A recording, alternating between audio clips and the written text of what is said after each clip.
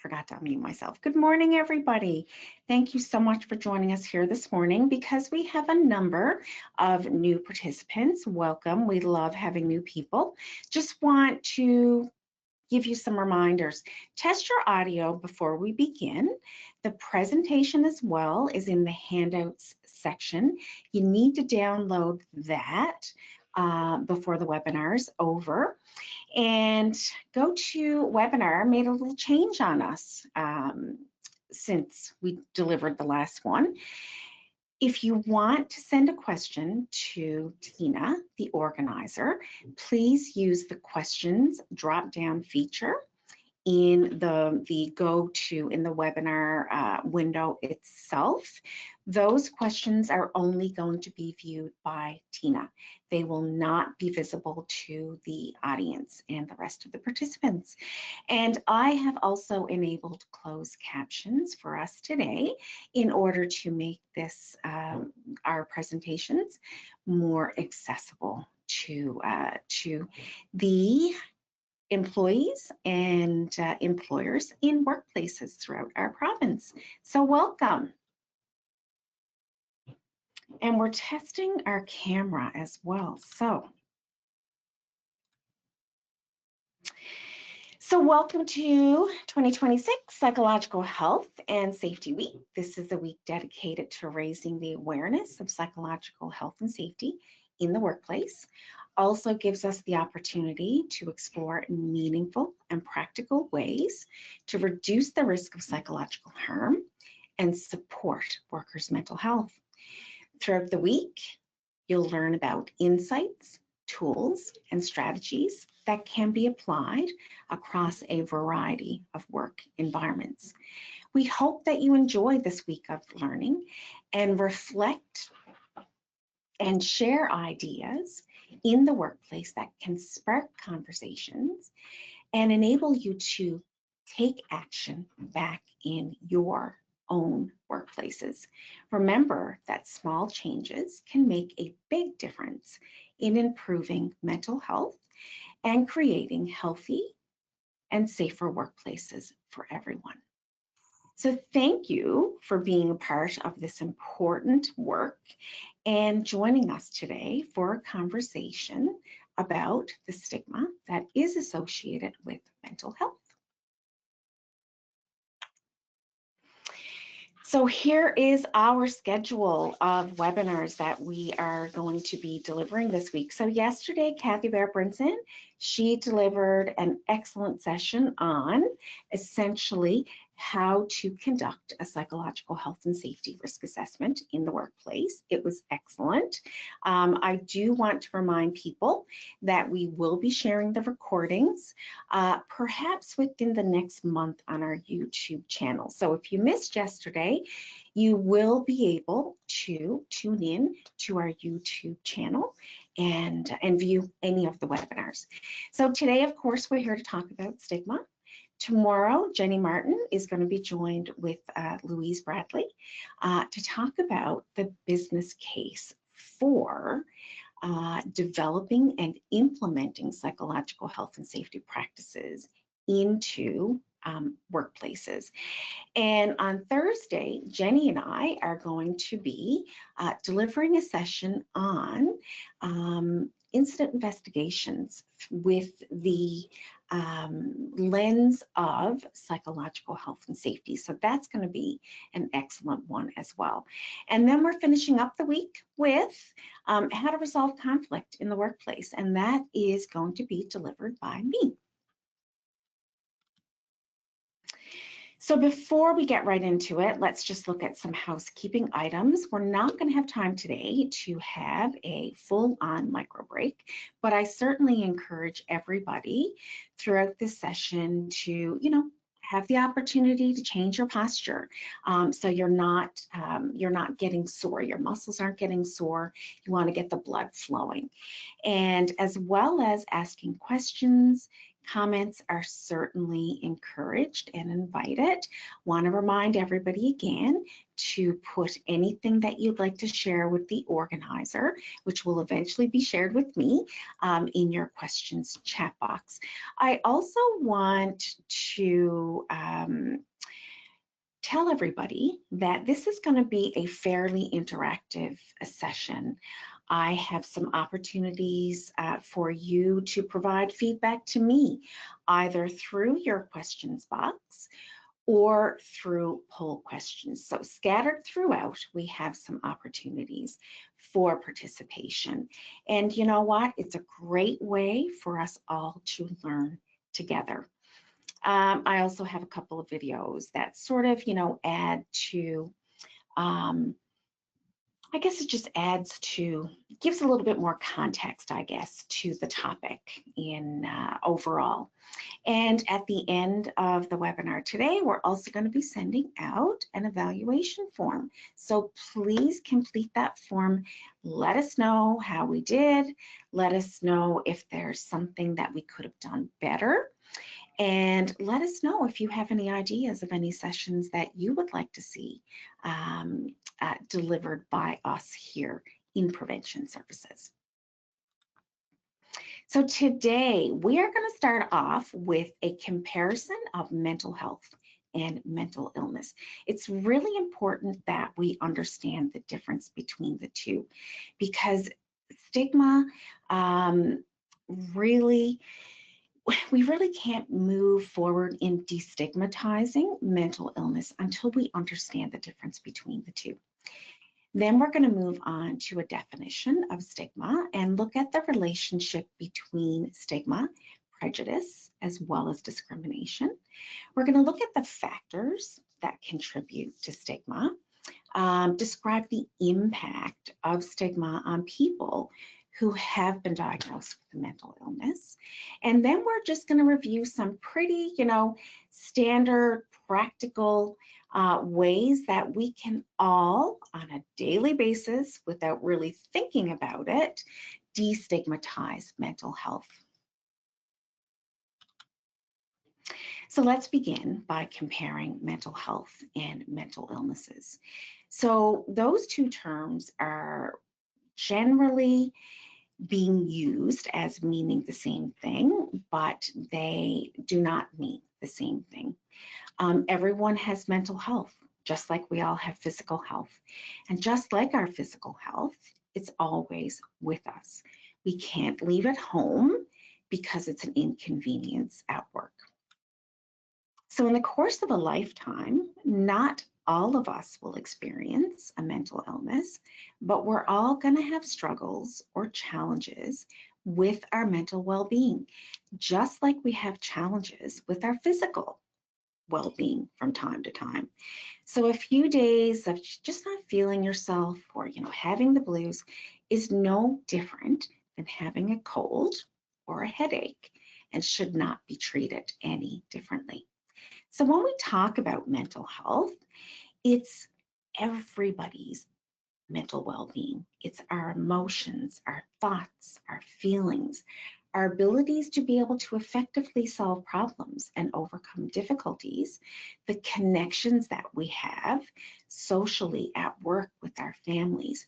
And it's generally our overall understanding and how we function in the world around us. So as I was saying in the introduction, the first step in reducing the stigma associated with mental illness is to learn about what a mental illness is. So a mental illness is diagnosed by a healthcare professional using specific criteria, and it is it's the reduction in the ability for a person to be able to effectively function over a prolonged period due to significant levels of stress, changes in thinking, mood, and behavior, feelings of loneliness, isolation, sadness, and I guess, or as well, the feeling of being disconnected from people, as well as activities of daily living. Those who have a mental illness feel distress on a regular basis and may not be able to cope with just the simple aspects of everyday life. A mental illness, it's an illness that affects the way that people think, they feel, they behave, or they interact with others. There's several different types of mental illnesses with different symptoms. And symptoms will be experienced differently between people because we are all different.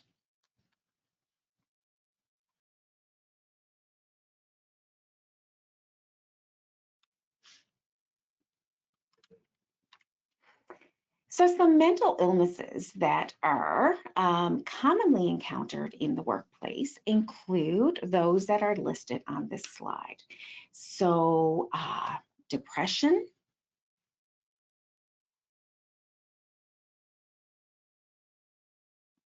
there we go.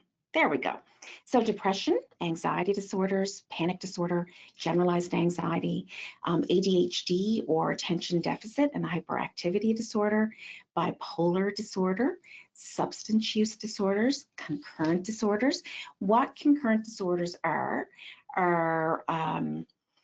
when a person has been diagnosed with two or more different mental illnesses. So you could be diagnosed with bipolar disorder, but also have a substance use disorder as well.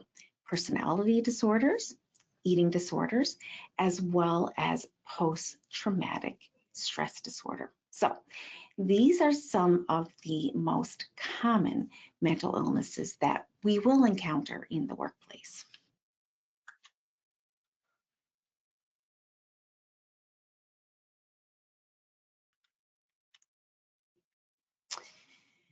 So there's been so much research, I guess, surveys, polls that have been done, especially since COVID, about the state of mental health in Canada, and of course, that is experienced in workplaces.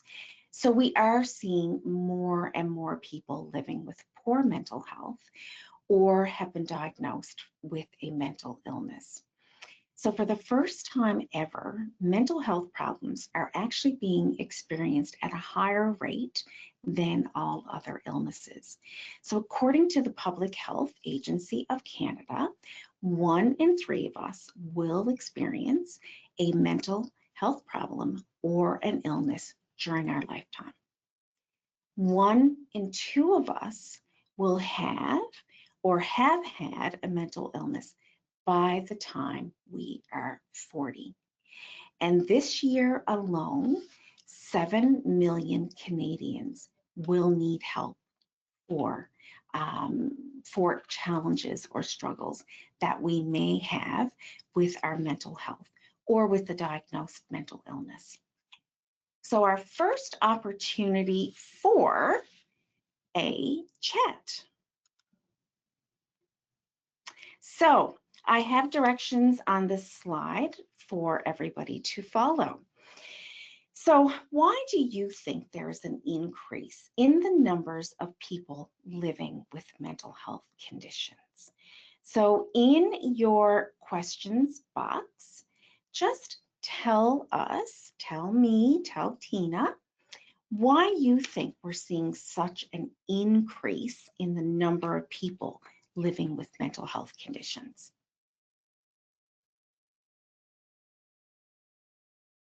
As you are typing your feedback and your answers into your questions box, Tina is going to report back to me in our own internal chat box. Yeah, absolutely. There is less stigma, even though stigma is something that still exists. Sessions like this today, and the more that we get people talking about mental health and increasing mental health literacy, we are chipping away at that stigma. World events, absolutely. Social media is a big one. Poor economy, cost of living, social connections, even Absolutely. Global and environmental issues. COVID certainly was a big one, wasn't it, right? That really sort of, brought to light many of the challenges that people were having with their mental health.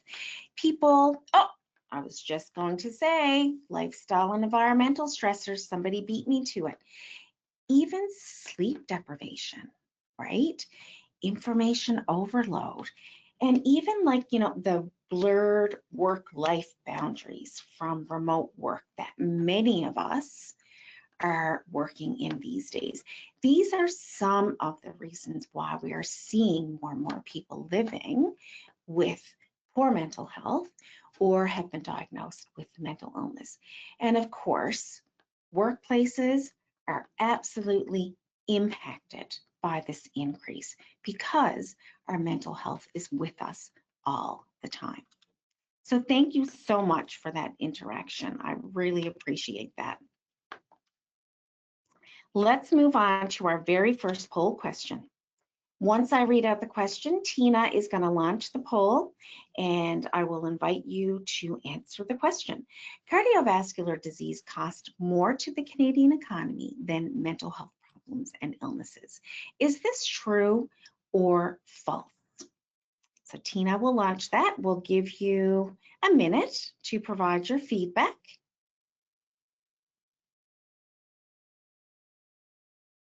Is it true or is it false?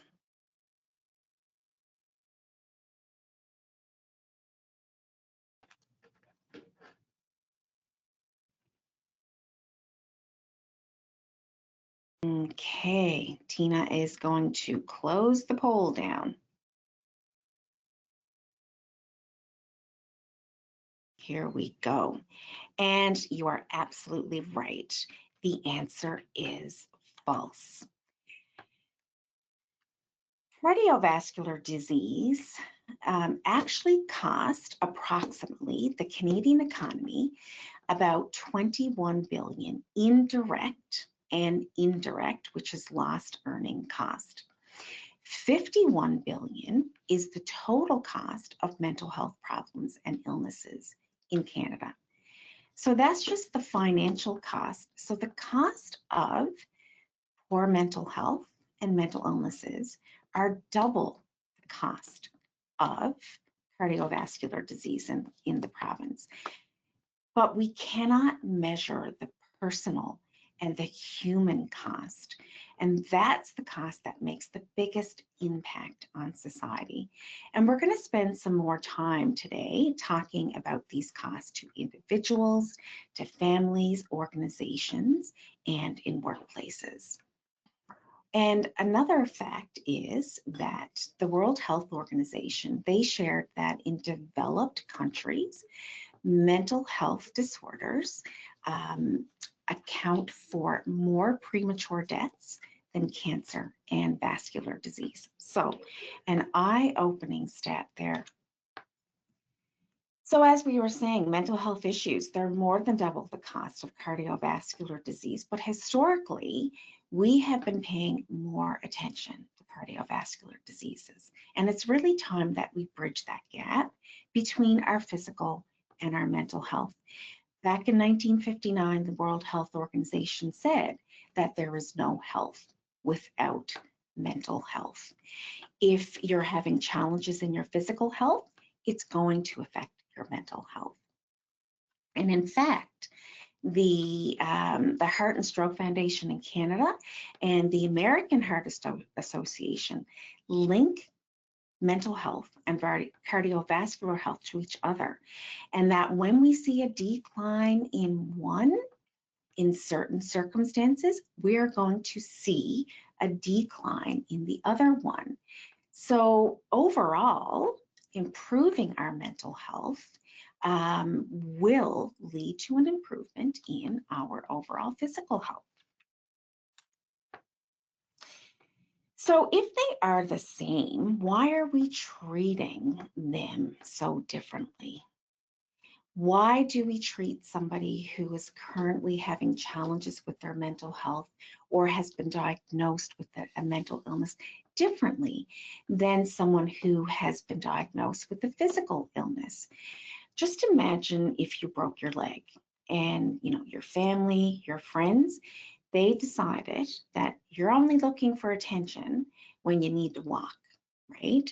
Imagine if everyone around you treated you as if you had a serious character flaw because of that broken leg. How likely would you be to admit that your leg was broken? And how likely would you be to seek treatment? So there are several reasons why mental health is treated differently.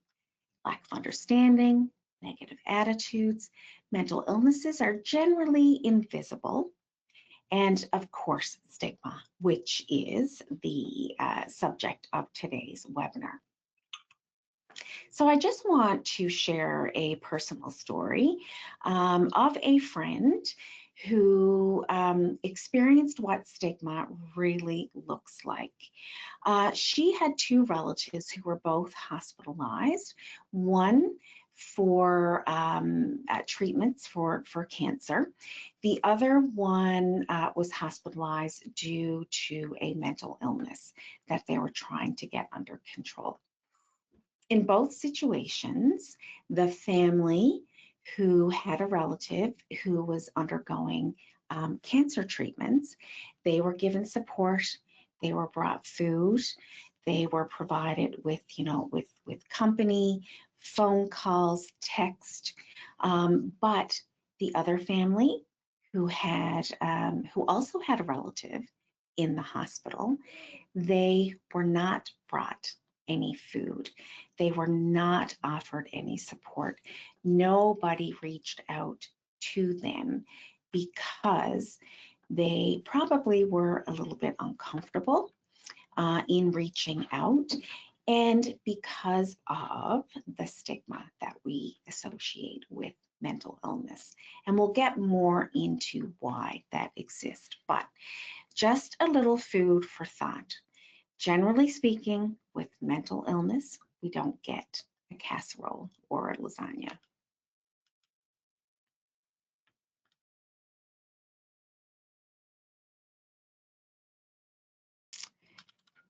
So in the next few slides now, we are going to give you another opportunity to tell me what are some of the negative things that you've heard about someone who has been diagnosed with a mental illness. So just in one or two words in your chat box, tell us what are some of the negative things that you've heard about someone who has been diagnosed with a mental illness.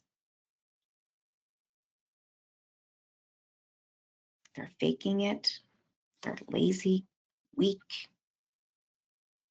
drama queen, unpredictable, disturbed, absolutely, troubled, attention seeker or looking for attention, scary, not trying hard enough,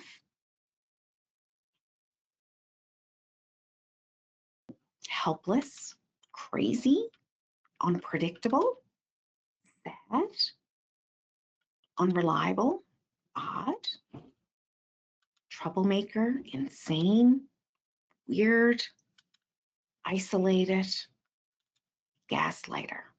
So those are some of the negative attributes that we've heard about people who have a mental illness. Mood swings, absolutely, all kinds of negative words and negative actions and behaviors associated with someone who has been diagnosed with a mental illness. So the next slide is going to be a video that really brings light to all of the myths and the negative attitudes that people have towards the general population have towards people who have been diagnosed with a mental illness.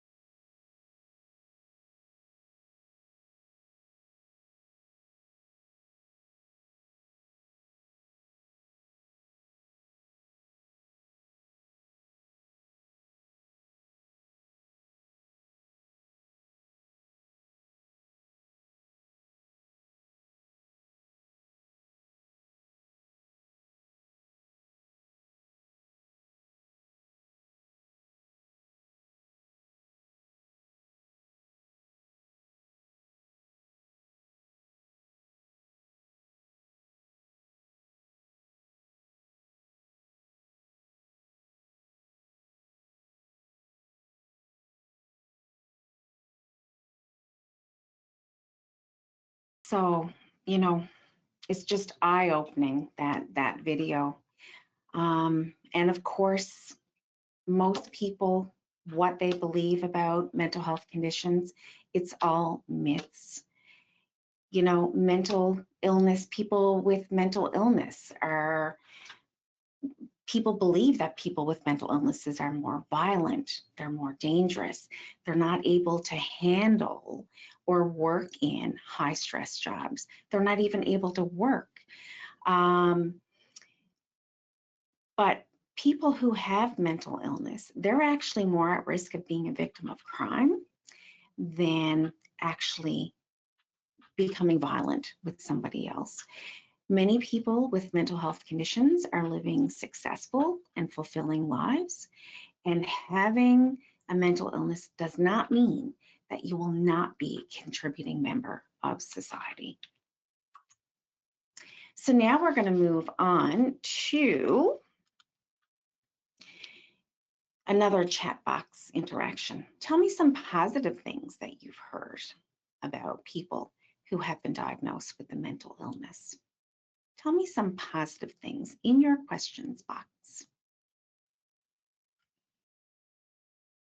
Some positive things.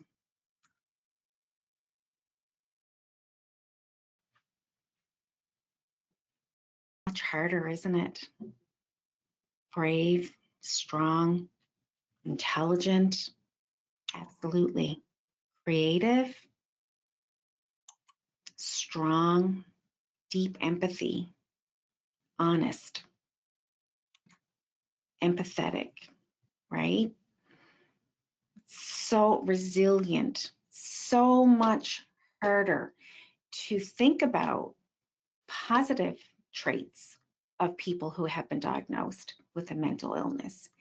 And it's just because of all of the negativity surrounding mental illnesses, because all that we've heard throughout most of our lives are all of the myths that are associated with mental illness.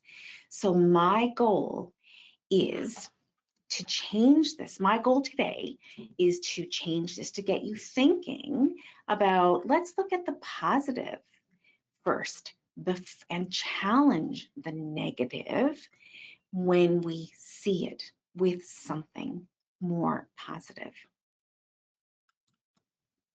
So another opportunity for a poll question. I'm going to be reading through these scenarios, and I'm going to ask you how likely you are to,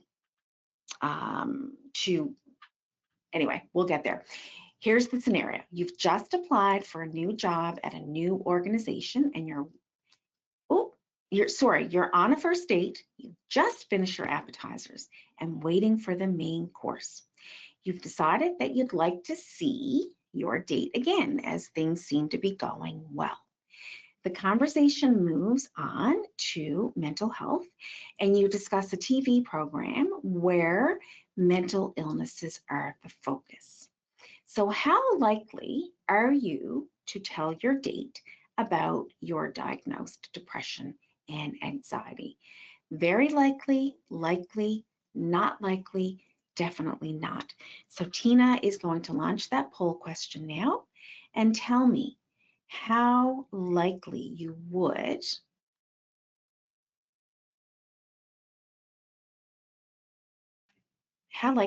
tell your date about your depression and anxiety.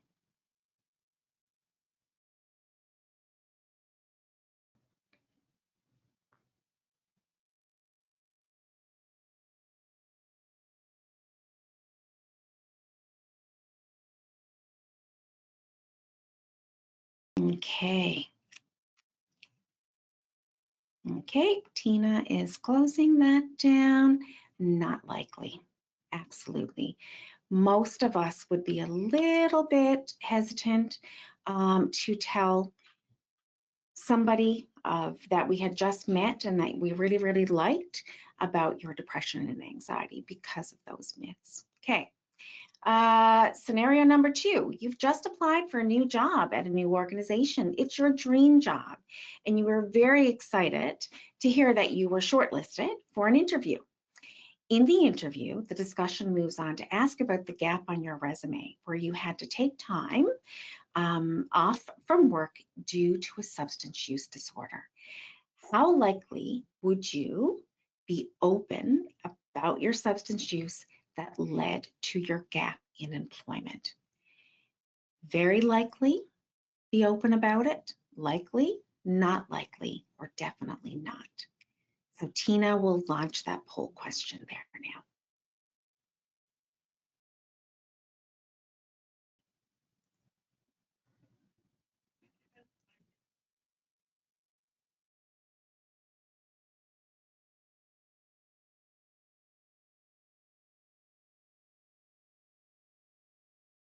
Okay, we're going to finish up.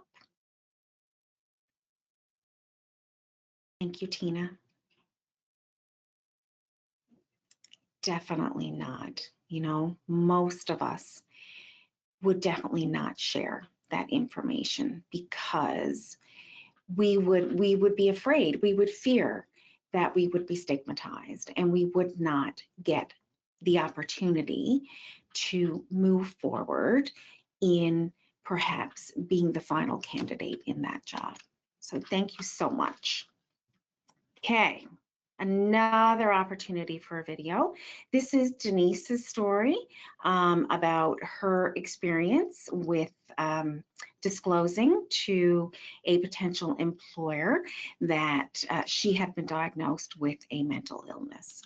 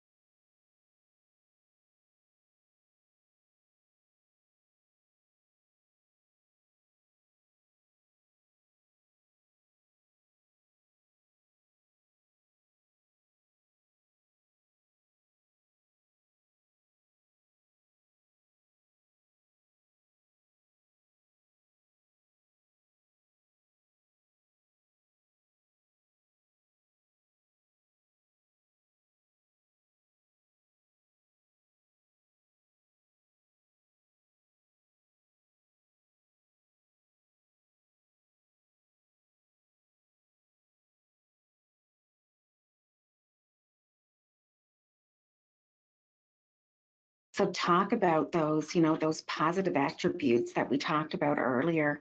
Denise's strength, her resilience, you know, her positive outlook, you know, to keep moving forward. But one thing that I'd like to highlight from both videos is that a mental illness is, it doesn't define who a person is. It doesn't define Denise. It didn't define the two individuals in the first video that I saw, that we both viewed, that we all viewed. It's a part of you. It's not you, okay? So this video actually is from an Australian website that was only published 5 years ago, back in 2019, right? So it's not like this was, you know, 15, 20 years ago. it was 1 year before the pandemic. So that stigma certainly still does exist. So in 2019, there was a survey that was conducted as well about stigma, basically. So 75% of the people that responded said that they would be reluctant or they would refuse to disclose a mental illness to their employer or their coworkers. They were nearly 3 times less likely to want to disclose a mental illness like depression or anxiety than a physical one like cancer. However, 76% of respondents did say that they would absolutely be completely comfortable and supportive of a colleague who disclosed to them that they were struggling or challenged with mental illness. So we'll support our colleagues when they need that support, but we are too afraid to disclose to someone ourselves. So what prevents us from talking about our mental health? I think we know by now. It's a fear of being labeled as different, shunned, isolated, excluded, rejected, losing our jobs. It's that fear of being stigmatized. And it's all of these negative attitudes, the beliefs, the judgments that we hear and what we heard in videos said about people who have a mental illness that prevents us from talking about our own mental health issues. And this negativity really is the result of prejudice and discrimination that people who have been diagnosed with a mental illness experience on a daily basis. And of course, that stigma that goes along with a mental illness. So while it's okay to not fully understand someone's situation or experience, it's never okay to stigmatize and discriminate based on a medical condition. We would not discriminate against somebody who had a physical health condition, so it's never okay to stigmatize based on a mental illness or a mental health condition. So what is stigma? It really is considered a mark of shame, disgrace, or disapproval from others, as well as what we take on ourselves and how we direct those feelings towards ourselves. Stigma, it's a form of discrimination that many people with mental illnesses are challenged with. So what is prejudice? Well, prejudice is the attitude or judging a person or a group of people based on presumed characteristics. So based on what society feels is a characteristic or a factor of a certain group of people. And then discrimination. Discrimination is the behavior or the actions, the negative actions that we take against somebody who has been diagnosed with a mental illness. And all of that together, the prejudice plus the discrimination, leads to the stigma. And of course, stigma is a stereotype.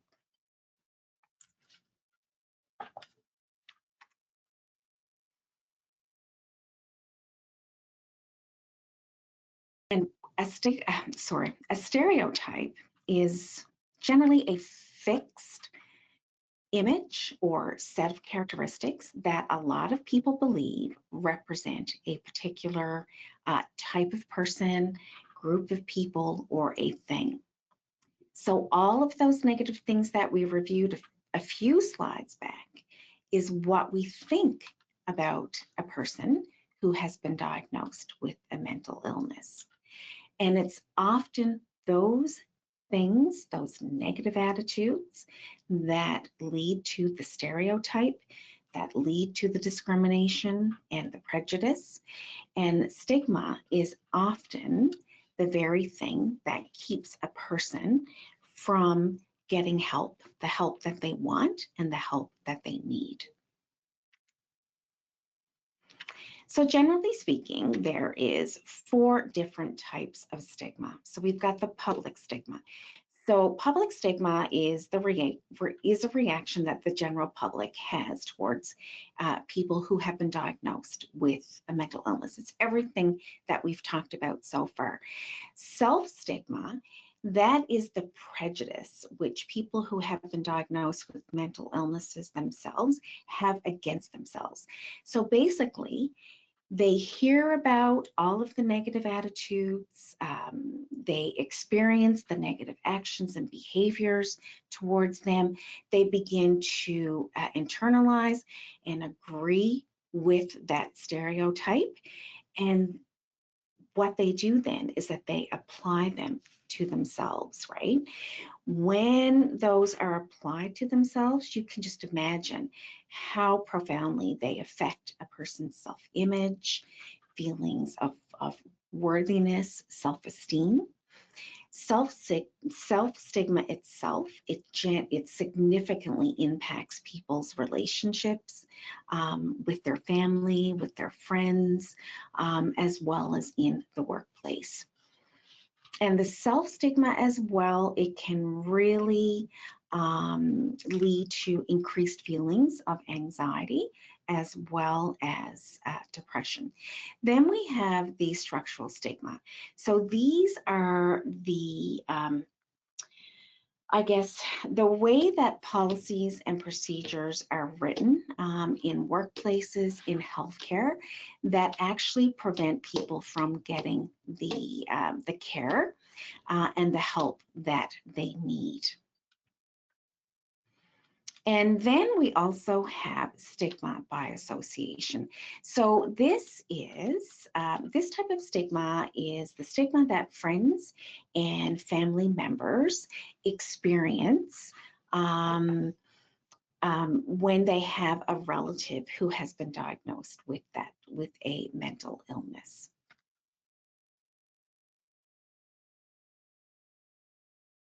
You know, going back to my story about the two families, you know, I mean, it's the stigma by association really that prevented that second family from being able to reach out and provide support to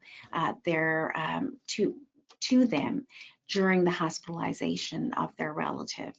So, and of course, stigma can have many layers, right?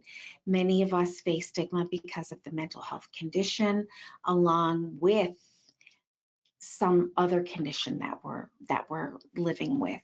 In some cases, that extra layer of stigma might be because of our gender, the gender that we identify with, our race, our culture, or even our religion. And this is known as double stigma. So stigma affects people while they are experiencing the mental health condition themselves, and while they are in treatment, while they're healing, and even when that period in their life is a distant memory. It's that overarching attitude and culture of shame that sticks with the person even many, many years after they have recovered. And stigma drives silence, and silence prevents those who need the help from seeking help. So breaking the silence on mental illnesses encourages those who will benefit to seek the help they need and deserve. And many people living with mental illnesses say that the stigma is actually worse than the illness itself. And as I was saying, stigma is seen as one of the main barriers that prevent people from seeking help. So why does this matter? Stigma affects people in many ways. including lack of access to basic necessities.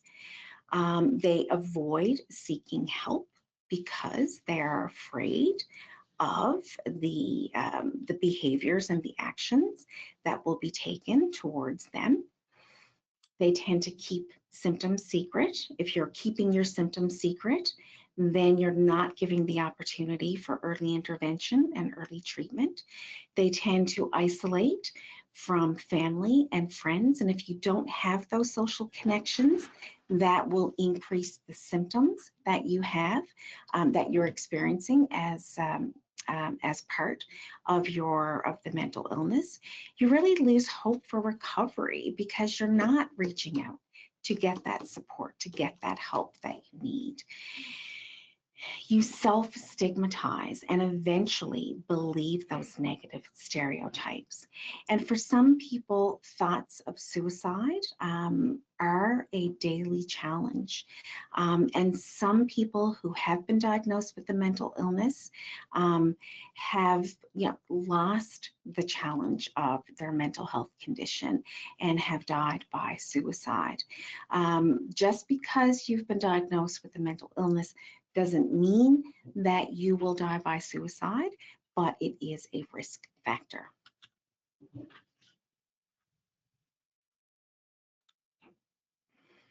So our words can hurt, but on the flip side of that, our words can heal as well. So be very, very careful in how we choose them. You know, words like crazy, insane, gaslighter, attention seeker, we know that they're used frequently in society, and they're not used to portray things in a positive light, right? Rather, they're used as adjectives to represent people or events that is actually unrelated to the mental illness itself in a bad light. So words can be extremely damaging to the millions of people who have been diagnosed with the mental illness, their families, their friends, their caretakers. So, and one thing about our words and about language is that it's free. We don't have to pay for it, but it's such a powerful tool to help us combat stigma in society and in our workplaces. So generally speaking, we don't want to use the term mental illnesses as an all-encompassing term. What we want to say is a mental illness, because mental illnesses is a broad term and it doesn't actually reflect what the person is dealing with. Okay, there's many, many different types of mental illnesses, just like there are many different types of physical illnesses. So it's important that we specify what that mental illness is when we're talking about it. So instead of saying that somebody, suffers from a mental illness or is a victim, instead say that the person is living with a mental illness. Instead of saying that a person is mentally ill, or a mentally ill person, or a person who is mentally ill, use the words a person with a mental illness or a person who is living with a mental illness. Don't use the word schizophrenic, psychotic, or disturbed. Instead, say that they are a person living with schizophrenia. They are experiencing psychosis or hallucination. And don't use the word normal behavior. Instead, use the words usual or typical behavior, because we know that there is no clear definition of what normal is. And it can cause others to feel defensive if their experience is classified as not fitting into that category of normal. So instead, use usual or typical. They're less critical. Instead of saying substance abuse, the best way to describe that is a substance use disorder. Okay, and instead of saying committed suicide, instead say died or lost by suicide or attempted suicide. When someone believes that ending their life is truly the best decision, they're not likely seeing the reality around them clearly. This is a symptom of some mental illnesses that people experience. And to say that someone committed suicide really suggests blame. We would never blame somebody for dying from cancer or from some other type of physical illness. So we should use language that avoids blaming someone's mental health issues that cause them to die by suicide. And what are the effects of stigma on the workplace? The workplace is a part of the community, it's a part of society. We know it's happening out there, so we also know that it's happening in our workplace. So another poll question: what percentage of missed workdays can be attributed to mental health conditions? Is it 44%, 76, 62, or 54? So Tina is going to launch that poll question for us now. And we're getting almost to the end.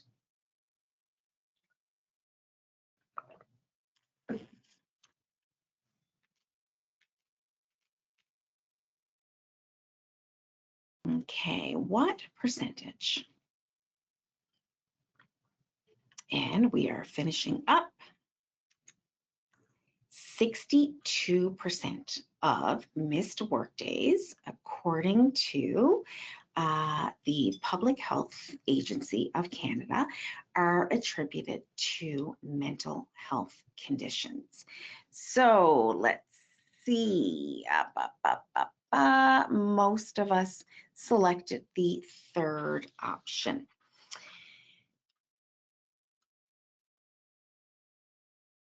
And back in, this was I think that this was 2017, the Public Health Agency of Canada, they conducted a survey where they found the statistics on this slide. So what they found as well is that 50% of full-time employees have actually left a role for mental health reasons. And the number is significantly higher for millennials, 68%, and for Gen Zers, which is 81%. They also found throughout that survey as well that mental health conditions, mentally distressed workers, are 3 times more likely to have a substance use disorder. So that's a really good example of concurrent disorders. So what we really need to do is we really need to support our staff and our colleagues who have a mental illness or living with a mental health condition. So tell me in the chat box, how can you support a coworker living with a mental health condition? Throughout your workday, what can you do to support and show your support to your coworker? Talk to them, show empathy, be a safe space. Absolutely. Not just be a safe space, but as an employer, create that safe space, offer to be there for them. Absolutely. Yeah. Perfect. Understanding. Listen, just listen. Most times people just need somebody to listen to them, right?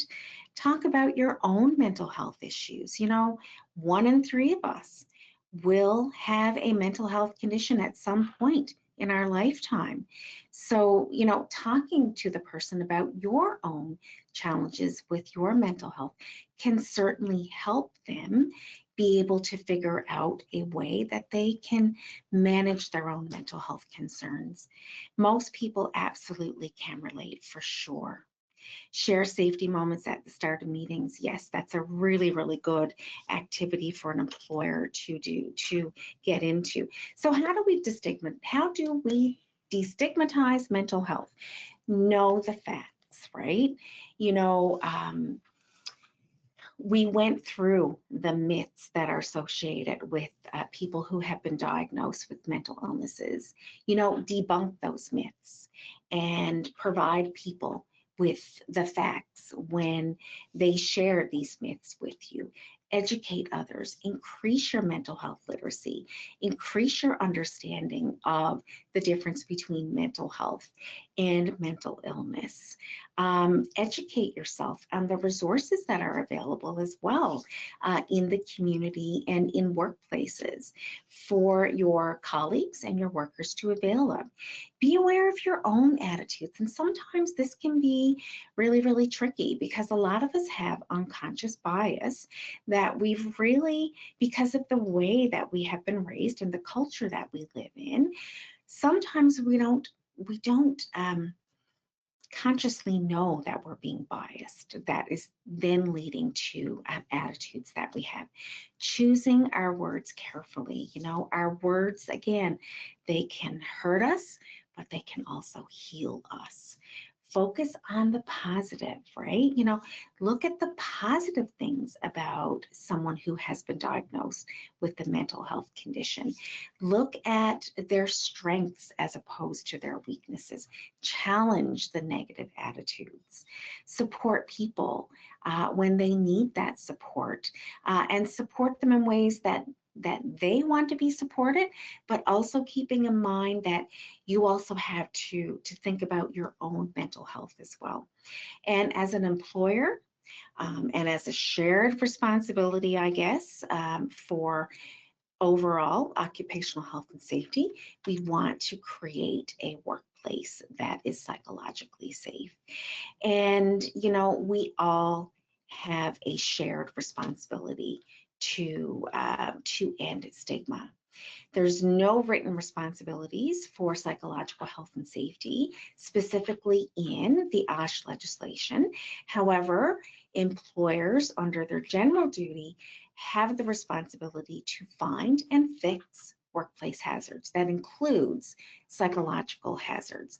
So, you know, one of the ways of doing this is to create a workplace where mental illness is not stigmatized, where we all have a part and a role in educating others on mental health as well as mental illnesses. So, you know, when we hear somebody speak up and say something negative about, you know, a coworker or a colleague or somebody in the public who have been diagnosed with the mental illness, you know, correct them. Tell them that the language that they're using is actually destigmatizing and setting us back. And you know what? We can all be a leader in our commitment to end stigma through having open and honest communication with each other about our commitment to ending stigma in the workplace. We all play an important role in improving the overall environment, the work environment for people who are working with us who have been diagnosed with a mental illness. So what does challenging stigma mean? What it means is that people will get help earlier. We'll have a shift in culture, in thinking and attitudes, debunking those myths.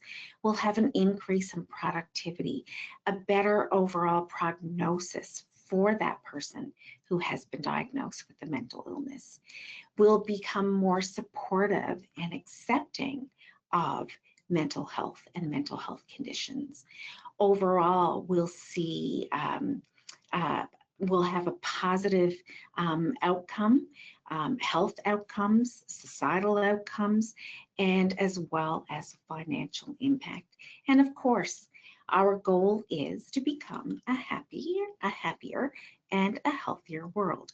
So I'm going to leave you with, how are you going to challenge stigma when you see it?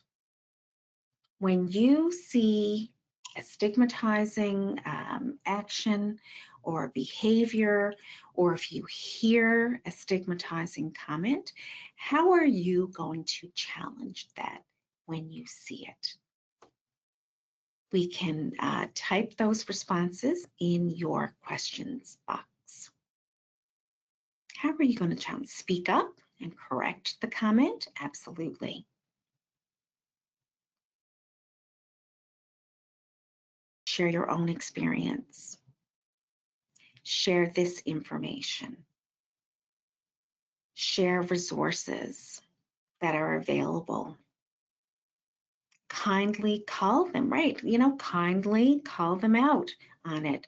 Look at increasing their own mental health literacy. Listen better, name it.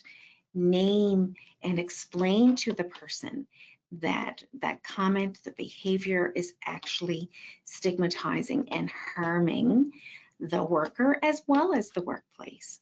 Speak up and offer your own experiences. Absolutely. Yeah. So thank you so much. Today we did cover quite a lot of information. We talked a lot about mental health and, of course, the comparison between that and mental illnesses. We talked about the relationship between stigma, prejudice, as well as discrimination. We discussed the factors that contribute to stigma, the impact of stigma, not just on the person, but as well as on society and the community and the workplace. And we've reviewed just some very quick, practical ways that we can all participate in, I guess, on a daily basis to chip away at the stigma that people experience. Just going to leave everybody with a stay tuned kind of slide. We are releasing a free online course this year in the basics, I guess, the foundation of psychological health and safety. It will be available on the CTR, so keep your eyes and your ears open because we will be releasing that later this year. So tomorrow, again, join us for the business case with our special guest, Louise Bradley, and we, of course, have 2 more coming up this week. I also want to remind people that we do have a podcast series called The Signal. You can access any of the, I think we've got 42 or 43 episodes there now at those links. And of course, this year we are doing webinars, 1 to 2 webinars every week. So you can certainly scan that QR code and that will take you to the events page where you can register. And there is an ASHA educational consultant that is available for presentations, either in person or virtual, in many occupational health and safety topics. Reach out to our workshops email, and Tina or Suzanne will redirect your question or your request to one of the 2 consultants. So thank you so much for joining us here today, and I hope that everybody has a great day.